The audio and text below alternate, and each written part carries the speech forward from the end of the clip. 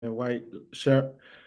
Kia ora, everybody. Welcome to this edition of the BizShiz Show, part of a series where we're bringing in other experts onto the show to help business owners, small business owners particularly, with other subjects and topics that affects their lifestyle, I guess, as a small business owner. And today we're lucky enough to be joined by the Gary Lynn, one of the most, I would say, ethical property investor, residential property investor coaches in New Zealand that I've come across. Thank you for the help that you've given me, Gary, and number of my friends and family a little bit around me. But Gary's been in the residential property game for some time. I know that we can't just, our subconscious plan can't just be to run and grow this business until we die. As business owners, I think we really need to be thinking about, diversifying our income streams or our investment portfolios, what have you, whether that's crypto, stocks and shares or whatever. But property in New Zealand has been a very common asset class to invest in. But obviously, there's been some changes to that. And so we've got the expert Gary in here. Say what's up if you're kind of tuning in live. And even if you're watching this as a replay, feel free to check in the comments. I know Gary's quite generous with his time. And he values, people that are interested in getting out of the rat race and looking at property investment. So he'll respond to those comments, or I definitely will as well. So a little bit about Gary. Well, look, that's the brief intro around Gary. Would you like to elaborate, and I'll go do some sharing? Yeah, all right. Yeah, so I got an engineering background. Nowadays, I actually work in a bank. So I look after property investors with 5 mil or more. Lending at BNZ, and majority of them are actually business owners as well. So I actually get into insight into their business as well. So that's the cool thing about the job. Obviously, I've been a property investor for the last 11 years now. 11 years in June. So I started in 2010. Now I've got more than a dozen properties in Auckland, and my story has been widely shared on New Zealand Herald. So you can Google me afterwards if you want. Yeah. Hey, cool. Thanks, Gary. Look, I just want to get straight into it. So I think we've got some tickers that'll come along the bottom here. And the first question is, in your opinion, can you explain to us, at a high level, what are the changes to, I think it's our interest payments and how they're not tax deductible. Yeah. So what are the changes to the tax laws for property investors in New Zealand? Yeah, so a disclaimer, obviously, right? I'm not an accountant. I'm not a financial advisor, things like that. Now, the thing is, a lot of those tax changes, mainly two things, is that one is the bright line test. So that's pretty black and white, right? And the other one is the tax interest cost. So interest cost for the mortgages, residential mortgages. What is a new bill? How is it gonna? When does it? When you can't offset against your income, you can find it out on the IRD website. I think it's still up for consultation until mid 12th of July, something like that. I just saw an accountant update yesterday. So a lot of cloud is still in the air. So it's a lot of things are obviously not clear. So that's kind of the tax changes still in the works. But what I can talk about is, what I think from a personal level as a property investor as well, what I think the impacts are. So quite a few things I think ultimately is that if you look at the way traditional investment is, obviously business is more like active income. You're trading time for money, right? And you're trading your employees' time for money, etc. And businesses, it requires your day running, whereas investment is more passive. My 13 rentals, I only spend about maybe 10 minutes a month. Just make sure my property manager transfer the funds to my account, really, and have to deal with any maintenance stuff like that. I'll just tell the property manager, yes, sweet, go ahead, that kind of stuff. So traditional investments generally is obviously residential property. That's been the main flavor for New Zealanders and around the globe as well, because residential property has got a unique advantage of the shelter effect, right? As long as it's got people, everybody needs a roof over their head, right? So the demand is steady and stable. You got other investments like in shares as well, share market, etc. Obviously, I'm not expert in that. I'm not going to go into it. And then you got your third one, which is in the past couple of decades has been the term deposits, where people, especially retirees, they just put their lazy money, their savings, etc. They are conservative. They just put in the bank, something like that, and then get a return. But unfortunately, that route is obviously diminishing now. With term deposit rates below 1% ish, and that's before tax as well. So that's not even beating inflation. So your main investment route going forward is obviously property market and shares. Crypto. Okay. Yeah, and I don't want to go into bitcoins and things like that. I'm joking. Doesn't produce cash, right? So that's not, in my book, in Robert Kiyosaki's book, that's not an asset. Anyways, so the big impact for this tax change is ultimately you got to ask yourself as an investor is, if you don't invest in property, what can you do? So if I still, out of all this, residential property, in my book, is still the best, right? Because you're able to leverage. You can go to the bank and borrow. Try go to the bank and borrow to buy shares. Good luck with that. Right. No. Well, that's probably actually, yeah. So that brings us to the next question, right? Which is, but what's the impact of these tax changes? Because I correct me if I'm wrong, but basically, I used to be able to write a business. Okay, cool. So I used to pay interest, and I used to deduct that from my profit. Yep. Right. That's what you can do in all businesses. In all businesses, right? But not with property investment now. Yep. They think government doesn't think that property is a business. So property investment or providing shelter for people who can't afford it, they don't think that's a business, unfortunately, right? So right, and whether they're right or wrong, I'm not going to debate that. Yeah, for the most part, man, I think it's outside of control, right? Government can do whatever they like, But what I can do as an entrepreneur is to figure out what is in my control, right? And what I can do. You can only pivot. Okay, cool. Right, yeah, and adjust and adapt and and find a way to kind of still grow wealth for me and my family and my loved ones. So, so that the impact of that is that now I'm making more profit and therefore I pay more tax. Well, pay per profit.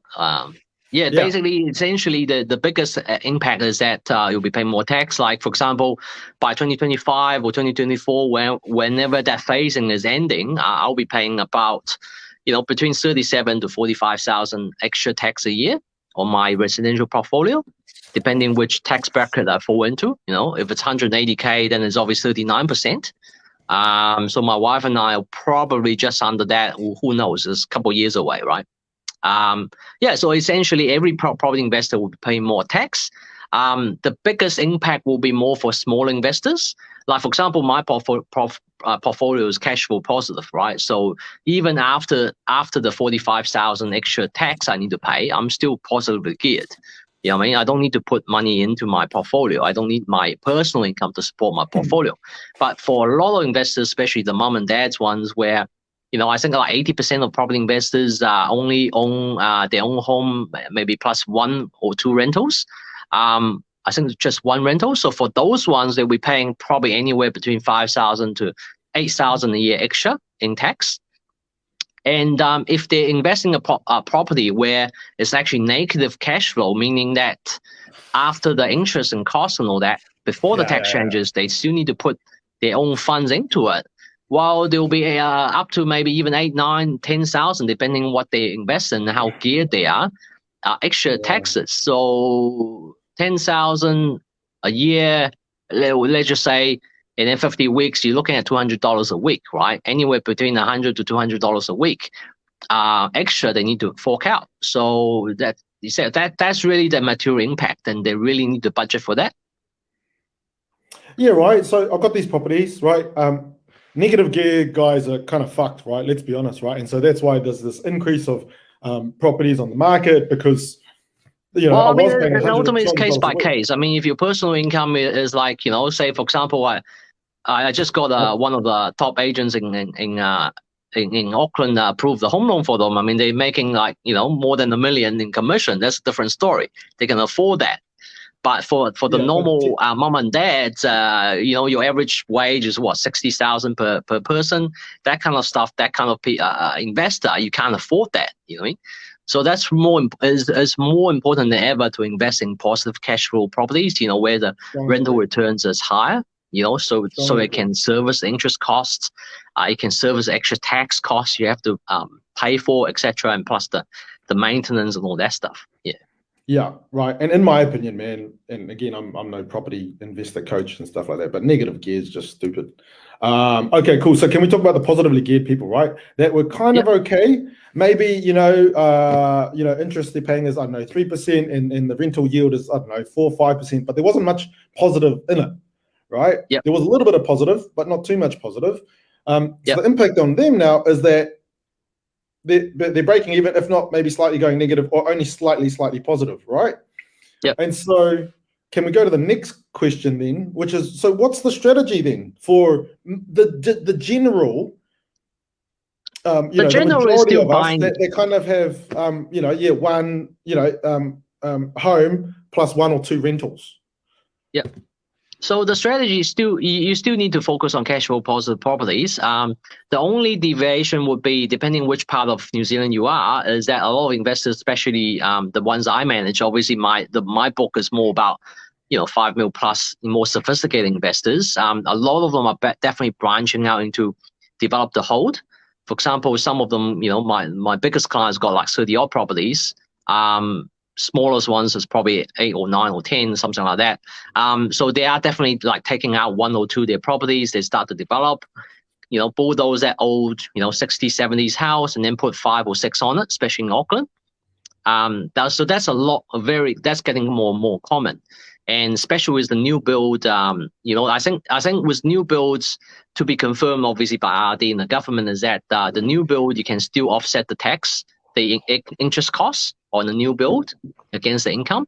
So it's definitely making new builds more favorable.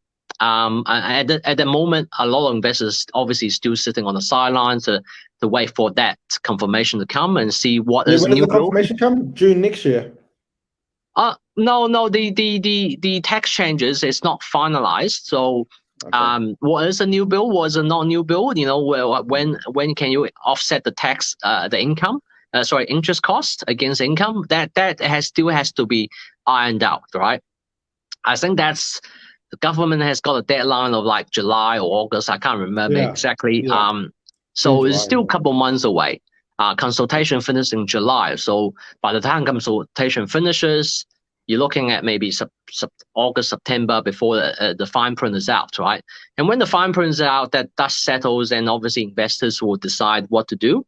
But definitely there's a big shift towards development, property development, building new stuff, bulldoze one house, subdivide, build, how many they can, depending on that investor's zoning and that sort of thing. The thing that changes there, right? And so most of our listeners, they're going to be small business owners, probably under $1 million. And so, either they don't even have their first home, right? Or first rental. Or they're that typical scenario where they have got their home and maybe they got 1 or 2 rentals. So this is probably, the most of the people that are listening to this show or watching the replay. So, how it used to be was kind of, it was kind of positively geared, right? I make my income from my business, let's say, maybe I pull out 60, 80 grand a year, like you say. And I get a little bit of positive cash flow from my properties. And then, once I've got enough equity built, I kind of go to the bank and, in terms of the increased valuations in my residential property portfolio, and then I go to the bank and I say, hey, look, can you give me some more money? They give me, somewhere as close as I can to get $1 million, and then I go buy something else that's positively geared, and then we'll get into the positive gearing and stuff later, because that's like, is it home and income and all that kind of stuff, because it's getting harder to find those, right? So property finding is actually, a really, really valuable service at the moment.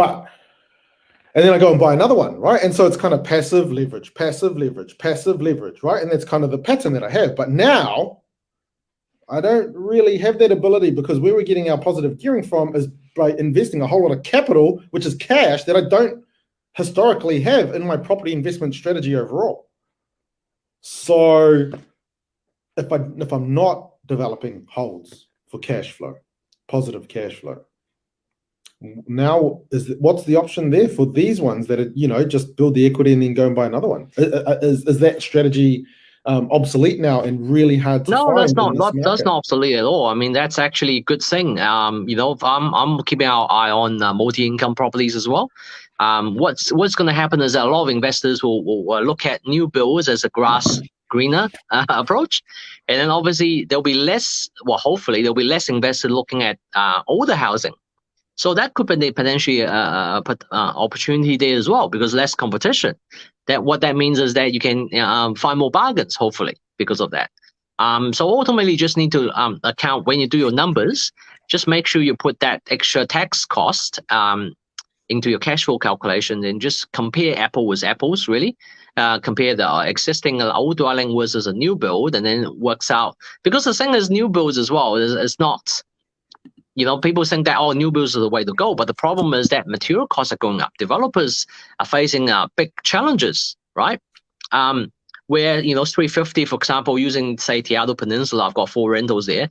Couple years ago, 2-3 years ago, one of the you can find a new build 3-bedroom townhouse for $850 or $750. Now that $750, $850, that's only a 2-bedroom now. Right? So the new builds, the costs are going up as well. So you got to find out that return on investment, the rental return on the old and versus new. And a lot of the time, the new ones are getting expensive now, where the return doesn't really work. And obviously, you don't want to get sucked into that rental appraisal by agent kind of stuff, on new builds, because rental appraisals are not sometimes a little bit glorified. You really got to find on TradeMe and actually compare to actual listings. Things like that. I don't want to go into that, but I think ultimately that it's just the buy and hold is still the way to go. It just depends what you buy, and all of it just getting comes down harder to to find. Yeah, right, and it's getting harder to find a good buy, a good positive cash flow buy. Well, the thing is, you just have to understand that you could just understand that it's not supposed to be easy. If it is easy, you and I won't be talking about it, right? Everybody will have 10 rentals, 5 rentals. It's supposed to be hard, just like business, just like any industry, where 10% of the people in that industry, whether it's real estate, whether it's business coaching or in the bank, whatever, the 10% makes all the money, majority of the money, not 90% of the money, right? There's a hierarchy of things, so it is the food chain. So it's supposed to be like that. That's how capitalism works. I'll chuck in a plug here, right? And so if you are thinking about Australia, here's the question: have you figured out a way to buy positive cash flow holds in Auckland?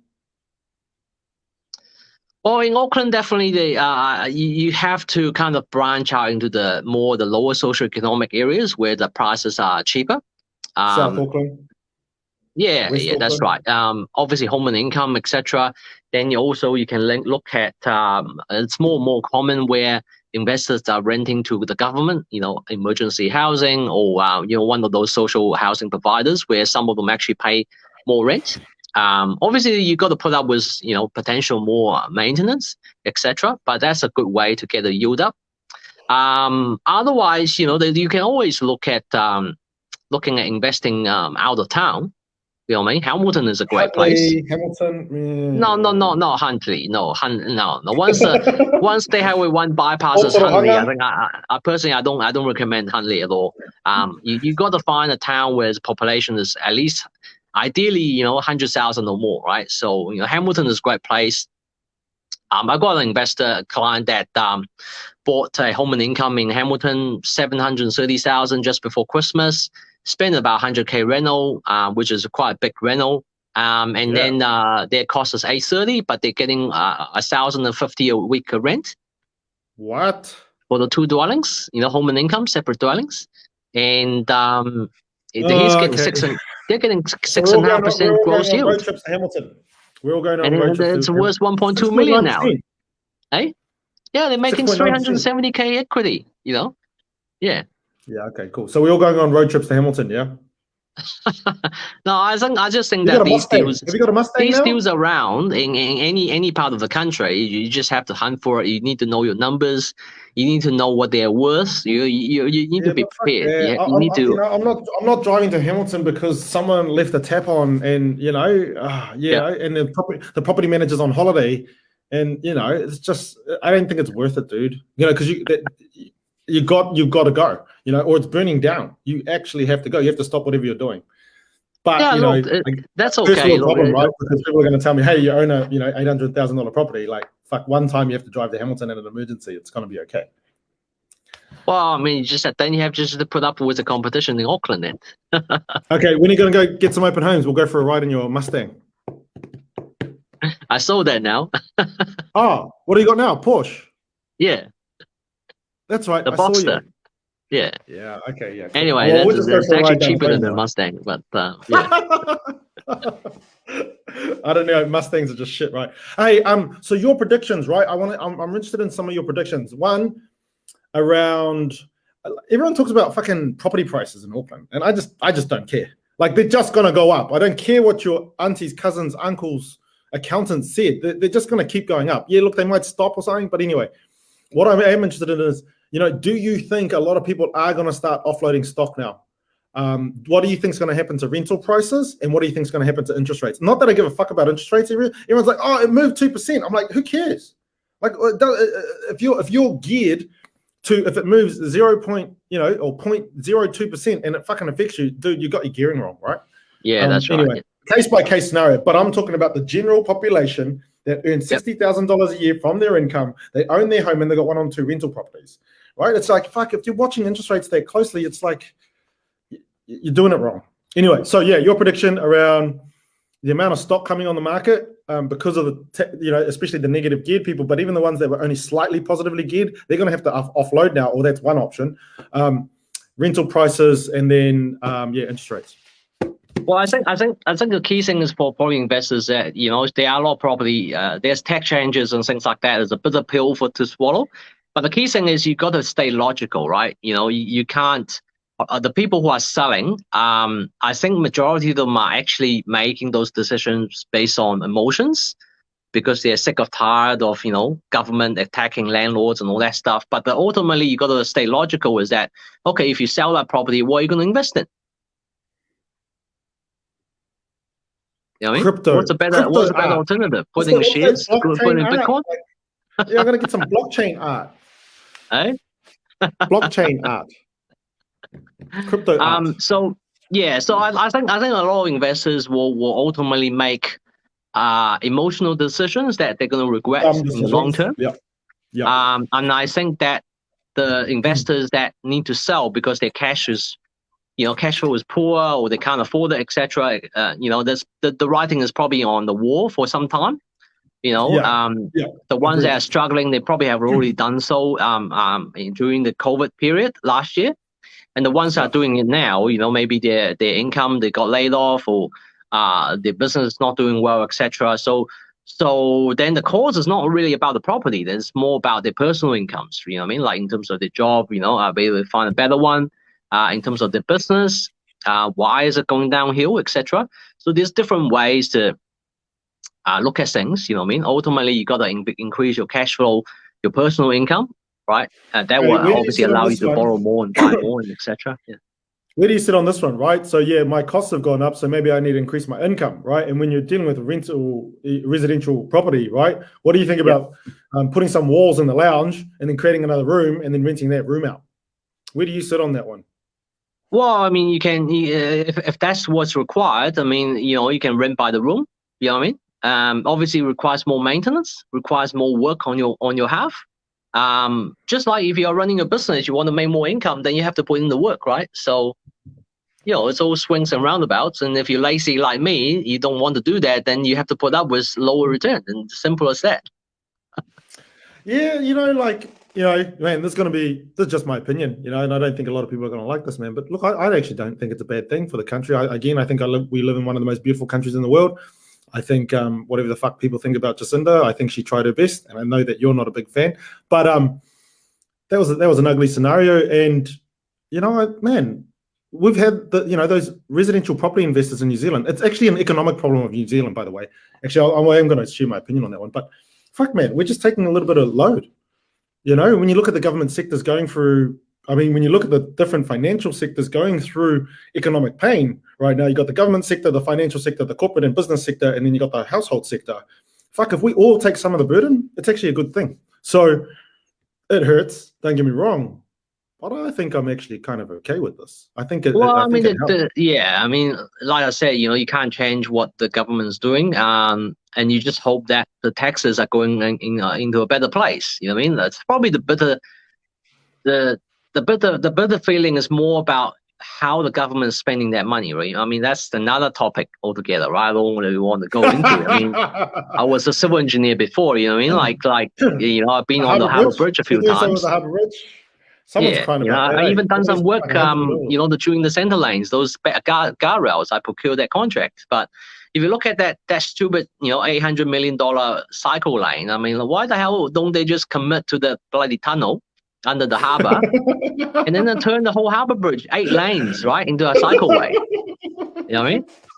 I love Build it a how 10 people get lane, triggered. 10 lane I love it when people get tunnel, triggered. Yeah, and then you can turn wherever you like with the Harbour Bridge into. dude, because we're trying to go eco, man. We want the hippies to be able to ride their bikes and smoke weed and legally and. I mean, that Harbour Bridge has got a short lifespan, you know what I mean? Nothing lasts forever. Eventually, they need to replace it, you know what I mean? They're just taking the short-term, populist kind of decision without understanding the more the long-term consequences. Hey, does anyone have any questions? I think we're about to let Gary go. He's got to go back and charge lots of people money for giving them money that they need to put food on the table, because that's what banks do. I'm allowed to say that because I don't work at the bank. Yeah, does anyone have any questions? Otherwise, we're going to start to let Gary go. Oh, so sorry. Yeah, and then the other thing was, right. So there's a whole lot of stock coming on the market. Rental prices. Do you think rental prices are going to go up? Because that's debatable, depending which part of the country. Auckland, yeah. Sorry, I'm typically talking small business owner, own their own home, 1 or 2 rental properties, because that's largely who listens to our kind of show. Yeah, and they usually invest in Auckland, right? Especially South Auckland, maybe a little bit of West Auckland. Yeah. Yeah, well, just be careful.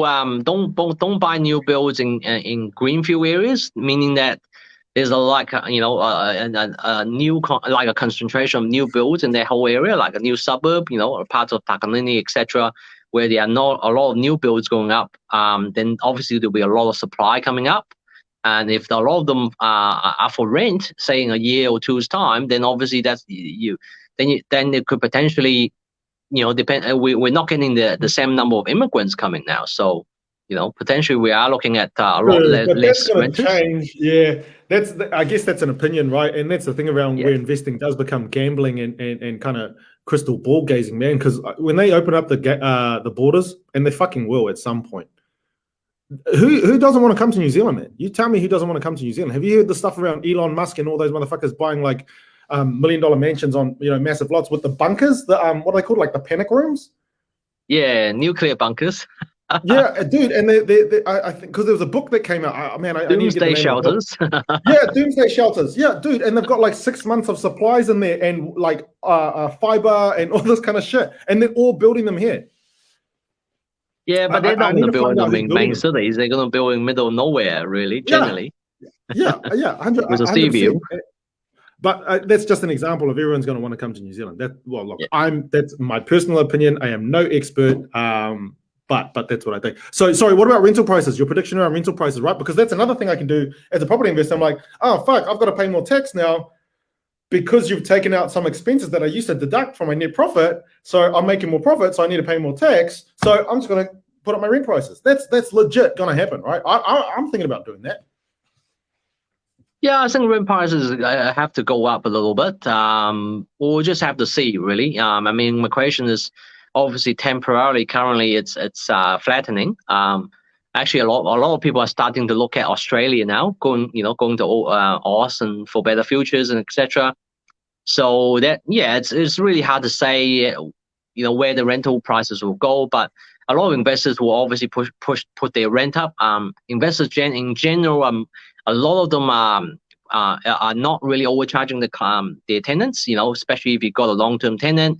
Generally, investors are pretty generous, giving them like a below market rate, etc. But with the tax changes, they're being forced to obviously cover their costs, and they're forced to kind of increase their rents, unfortunately. and that's kind of detriment to the tenants. But ultimately, probably investors, we are running a business, and there are costs. You know what I mean? And when these costs, extra costs, are imposed upon us by the government, unfortunately, we have to. It's not a charity, right? So and we have to cover that, recover that cost somehow, just like any other business. Yeah, I agree, man. And again, I think there's those 4 sectors. And I see the government, they did their thing, right? And yeah, we can all criticize the government for how they're spending the money, right? But what do they get a loan of? $200 billion or some crazy number like that, right? It's probably a lot more than that, really, right? And then, the households have been hurt. Now they're hitting the small business owners and the financial property investors. It's the financial sector. What are they doing? How are they sharing some of the pain? Do you know? Well, I mean, ultimately, the financial sector, I mean, especially banking, banking provides. They don't give a fuck, right? They just fuck everyone over because they don't have to take any of the load. Well, but imagine if you don't have the banking sector, then we go back to the cave times where exchanging shells and bones and silver coins for goods. Would you like that? They've brainwashed you, man. We start blockchain, we start barter, we start trade. No. Look, the thing is, I owe $5 million, right? Quite a few was BNZ and other was other bank, but I'm a benefactor of the system. You know what I mean? Okay. If it wasn't for the financial sector, I won't own so many. I won't have a portfolio. I won't be able to borrow to build out my portfolio, right? So you can't just have a cake, eat it, and then turn around and say, no, the cake is shit, right? You can't do that. I like it. I like balance it. approach. You know what I mean? Anything else you wanted to share with small business owners in New Zealand? I think the key is that the key thing is, if your business is successful, definitely I would recommend that you look at investment. Build up your passive income, things like that, so that one day, you're sick of tired or of the business, running the business, or you want to slow down, you want to spend more time with your family, travel, etc. Maybe sell your business. Well, you got to replace that income with another. So probably is the problem in my book is the best way to do that. So the key thing is that when you're building your property portfolio, definitely don't keep your eye off the ball, right? The biggest focus is still on your business, right? Because if your business is going down, then obviously at the time we're trying to borrow more money, then obviously that's going to be an issue, right? Banks love growing businesses, and if your business is shrinking, that's a big issue, right? So you got to definitely the grass is still greener in your business, right? So keep focusing on growing your business, and then any spare time, obviously, and just buy property and stuff like that, and build up the portfolio, etc. So definitely don't think, oh, I'm gonna do this property thing and then forget about your business, right? I see some investors like that. And then that definitely can be a mistake, and definitely don't do that. Okay, cool. Thank you very much for your time, Gary. Really, really appreciate it. Cheers, mate. Are you going to come back and talk to us about maybe how to find positive cash flow stuff in Auckland/Hamilton? Yeah, maybe. Yeah. I mean, I think we've already gone through that. Okay, cool. Multi-income properties and that kind of stuff, but. Yeah. But I'm happy to come on and have a chat about that later on. Yeah, okay, cool. Yeah, we'll get you back and stuff like that. And thanks to everyone who kind of tuned in. And again, if you're watching the replay, feel free to ask questions. Gary, again, is really generous with his time. I'm lucky that I'm bigger than him, and he might be kind of physically scared of me. I don't know why he helps us so much. He's just a good guy. Thank you very much, Gary, and thanks for tuning in, everyone. We'll see you next week. All right, cheers.